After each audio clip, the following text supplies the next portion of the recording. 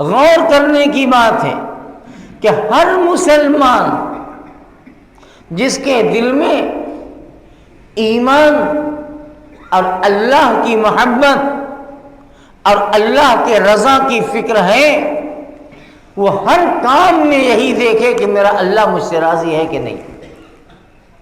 ہم یہ کام کر رہے ہیں تو شریعت کے حکم پر کر رہے ہیں یا شریعت کا حکم توڑ کر کر رہے ہیں؟ منگنی، شادی کے رسم و رواج، مرد اور عورت کا بے پردہ ہونا، غیر اسلامی طریقے سے کھانے کا رواج آج عام ہے۔ بفے کھانا لگا ہوا ہے، اٹھاؤ، ٹہل ٹہل کر کھڑے ہو کر کھاؤ۔ کتنی مرتبہ آپ سن چکے ہیں، میں نے آپ کو بتایا ہے، یہ سب نبی کے طریقے کے خلاف ہے، سنت کے خلاف ہے۔ یہ مسلمانوں کا یہ طریقہ نہیں ہو سکتا۔ رسول اکرم صلی اللہ تعالی علیہ وسلم نے ہمیں کھانے کے آداب بھی سکھلائے۔ فرمایا کھانے سے پہلے ہاتھ کو دھلا کرو۔ جو لوگ بفے کھاتے ہیں اور کھلاتے ہیں، کبھی آپ نے دیکھا کہ ان کے یہاں ہاتھ کھانے سے پہلے ہاتھ دھلنے کا کوئی طریقہ ہے؟ کچھ نہیں۔ کہاں سے آئے، پرفیوم لگا ہوگا، عطر لگا ہوگا، خوب اچھے کپڑے پہنے ہیں، لیکن کبھی آپ نے یہ سوچا دیکھا کہ کوئی ایک الا ماشاء اللہ چند ہوتے ہیں کہ اچھا میں ہاتھ دھو کے رکھ کے آتا ہوں؟ نبی کی ایک سنت چھوٹ گئی۔ ہاتھ کھانے سے پہلے ہاتھ کے دھونے کا رواج ختم ہو گیا۔ پہلے میں نے دیکھا ہے اپنے آنکھ سے کہ چاہے بیاہ کا کھانا، شادی کا کھانا ہو، ولیمہ ہو، چاہے لڑکی کے یہاں کھانا ہو، ہر آدمی اس بات کا اہتمام کرتا تھا۔ میں نے اپنے دیکھا ہے پہلے زمانے میں کہ باقاعدہ ٹب اور پانی کا نظم ہوتا تھا کہ وہاں سے ہاتھ دھلو پھر دسترخوان پہ آ کے بیٹھو۔ یہ طریقہ ہمارے محلے میں رائج تھا، ہمارے آپ کے گھروں میں یہ طریقہ تھا کہ باقاعدہ ٹب ہوتا تھا یا نالی ہوتی تھی، وہیں پر ہاتھ دھلو، آ کے بیٹھ جاؤ۔ اب کہتے ہیں زمانہ بہت آگے بڑھ گیا، زمانہ بڑی ترقی پر چلا گیا۔ قسم خدا کی زمانہ ترقی پر نہیں، آگے نہیں بڑھا ہے، زمانہ پیچھے ہٹا ہے۔ ہم پیچھے گئے ہیں، ہم آگے نہیں گئے ہیں۔ ہم سمجھتے ہیں کہ بہت آگے نکل گئے، ہم تو بہت پیچھے چھوٹ گئے۔ ہم سے آگے نکلنے والے تو 1400 سال پہلے ہم سے آگے نکل گئے تھے، کہاں ہم ان سے آگے جا سکتے ہیں؟ ہم تو پیچھے ہٹے۔ لیکن آج نبی کی یہ سنت چھوٹ گئی۔ چند ہوتے ہیں اللہ ماشاء اللہ کہ ٹھیک ہے میری جگہ بنا کے رکھیے، میں ہاتھ دھل کر کے آتا ہوں۔ آپ بھی دیکھتے ہیں، میں بھی دیکھتا ہوں۔ رسول پاک صلی اللہ تعالی علیہ وسلم کی دوسری سنت دسترخوان بچھا کے کھانے کی تھی۔ بغیر دسترخوان نہیں بچھاتے، بچھائے آپ کھانا نہیں کھاتے تھے۔ جو لوگ ٹہل کر بفے انداز میں کھاتے ہیں ان کے سامنے یہ صورتحال ہے ہی نہیں۔ ان کو دسترخوان کی کیا ضرورت ہے، وہ تو ٹہل گھوم گھوم کے انہیں کھانا ہے۔ بڑا احسان کرتے ہیں کچھ لوگ کہ بفے سسٹم رکھتے ہیں اور 2-4 ٹیبل کونے میں لگا دیتے ہیں کہ ہاں لگا تو ہے، یعنی مزاج میں نہیں ہے۔ مزاج یہ ہے کہ فیشنیبل ہو، اب ایڈوانس دور ہے، ترقی کا زمانہ ہے، بس 2-4 کسی مولوی کو، حافظ کو، بڑے بوڑھے کے لیے لگا دیا کہ ہاں وہ ٹیبل لگا ہوا ہے، جا کر وہیں بیٹھ جائیے۔ اب بڑے فخر سے کہتے ہیں کہ بیٹھنے کا بھی تو انتظام تھا۔ آپ کے دل میں پہلے ہی سے نیت نہیں تھی بیٹھا کر کھلانے کی، 2-4 لگا دینے سے کیا ہوتا ہے؟ رسول پاک صلی اللہ علیہ وسلم کی دوسری سنت دسترخوان بچھا کر کھانے کی تھی، اور اس زمانے میں چمڑے کا دسترخوان ہوتا تھا۔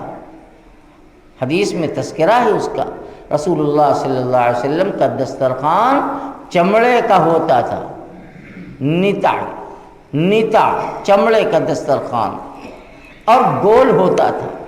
خیر گول ہونا ضروری نہیں ہے، گول ہو لمبا ہو، جیسی بیٹھنے کی ترتیب ہو ویسے رکھ سکتے ہیں، لیکن بغیر دسترخوان کے نہیں کھاتے. تیسری سنت، کھانا پلیٹ میں اتنا نکالو جتنی ضرورت ہے، جتنا آپ کھا سکتے ہو، برتن صاف کر سکتے ہو اتنا نکالو، تھوڑا نکالو، پھر ضرورت ہو پھر نکالو، پھر ضرورت ہو پھر نکالو، کسی نے منع نہیں کیا.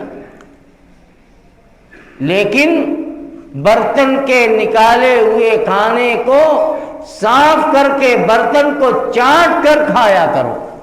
یہ میرے نبی کی سنت ہے. آپ دیکھتے ہیں، میں دیکھتا ہوں، کہاں گئی وہ سنت؟ اب تو ایسا ماحول بنتا جا رہا ہے کہ اتنا نکالے تاکہ برتن میں کچھ بچا رہ جائے اور پھر پھینکا جائے کوڑے دان کے اندر. اب اسی کو ترقی اور اسی کو فیشن اور اسی کو رواج کہتے ہیں اور اسی کو ایڈوانس ہونا کہتے ہیں. آدھا کھاؤ آدھا پھینکو، 4 بوٹی نکالو، 2 کھا لو 2 پھینک دو کہ یہ میرے لائق نہیں. نکالا ہی کیوں تھا آپ نے؟ نہ لیتے، کس نے مجبور کیا تھا؟ اگر آپ کے کھانے کے لائق نہیں تھی یا آپ کو وہ بوٹی پسند نہیں تھی، آپ نے پلیٹ میں نکالی کیوں؟ نہ نکالتے. لیکن اب وہ سوچ ہی بدل گئی، نکالو زیادہ تاکہ بچے. کہاں گئی نبی کی سنت؟ میرے آقا فرماتے ہیں کہ برتن کو چاٹ کر، کھانے کے برتن پلیٹ کو صاف کر دیا کرو. برتن بھی دعا دیتا ہے، کھانا بھی دعا دیتا ہے. برتن دعا دیتا ہے، ہمیں سنائی نہیں دے گا.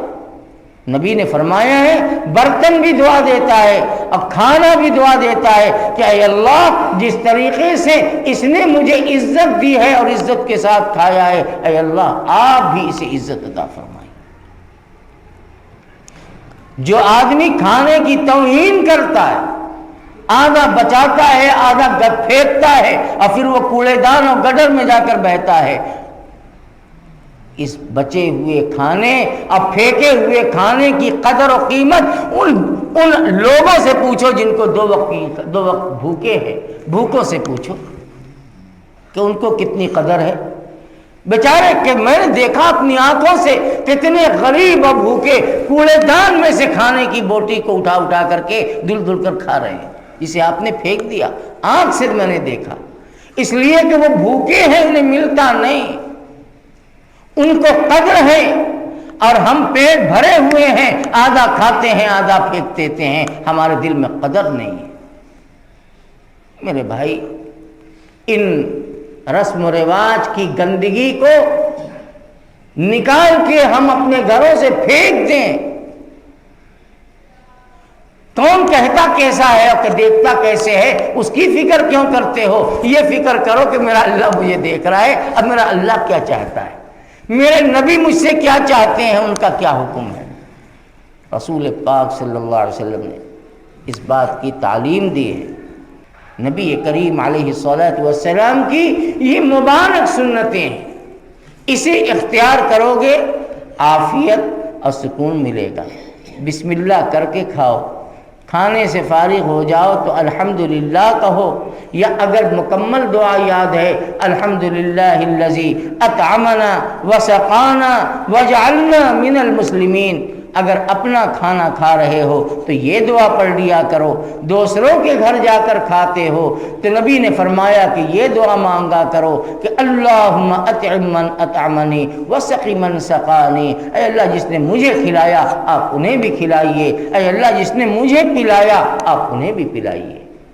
یہ میرے نبی کی سنت ہے. نہ کھانے کے پہلے کا بسم اللہ یاد، نہ کھانے کے بعد کی دعا پڑھنا، بس ایک ٹہل ٹہل کے کھانا، پلیٹ ادھر پھینکا اور جو ہے ہاتھ ادھر پوچھا، بس ہو گیا بھائی بہت اچھا کھانا تھا. اسے اچھا کہتے ہو؟ یہ اچھا نہیں ہے، یہ تو بہت برا ہوا، یہ تو بہت برا ہو گیا. اور اس برائی کو ہم محسوس کریں یا نہ کریں، جب آنکھ بند ہوگی تب اس برائی کا احساس ہوگا، اور یہ کتنا برا تھا اس کا پتہ چلے گا۔ اللہ تعالی ہم سب کو اس پر عمل کرنے کی توفیق عطا فرمائے۔